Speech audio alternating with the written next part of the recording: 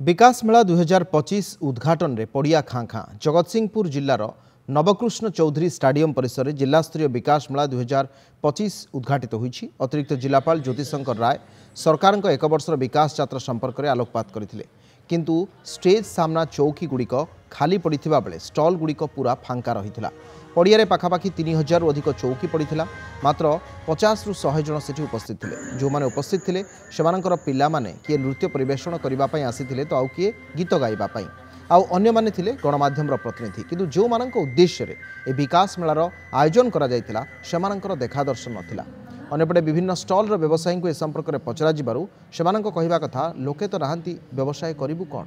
पूर्व सरकार समय पड़िया लोकंकु ठिया हेबा पई जागा मिल नथिला। ए विकास मेला नुहे बरं विनाशर मेला बोली साधारण बेस आलोचना होछि। एक वर्ष पूर्ति अवलक्षे सारा ओडिशा सारा आज विकास मेला आयोजन करा जाउछि। कौन सबू जनमंगल कार्य करिसेंती लोक मनकर जीवन जीविकार विकास पाई सेमानक स्वावलंबी हवा पाई ताकू ओडिशार कोण अनुकोण पहुंचा पाई ए विकास मेला आयोजन करा जायछि।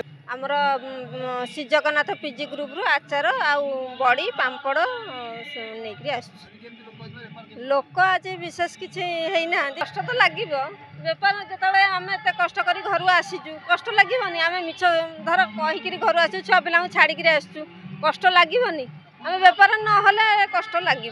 आज आम विकास मेला पड़ी किंतु एपर्यंत गोटाए भी बिक्री है आमर विकास ही है बेपार से भी बहुत भल थिला लोकंकर माने भीड़टा बहुत ही थिला एबे पूरा फांका माने सेतेटा उत्साहित तो नहीं लोक मन में कि नवीन सरकार थिले खाली नवीन सरकार को झलक देखा लोक दला झगड़ा हो जाते एबे से किसी भी नहीं बेपार एत भोईक आसिलु गाड़ी भड़ा सब जाकि गाड़ी भड़ाटा भी न उठिब पारिश्रमिक छाड़ गाड़ी भड़ा जदि न उठिब मन कष्ट हेनी। जी जो विकास मेला है आज लोक आज एत तो नहांती बेपार भी से किसी ना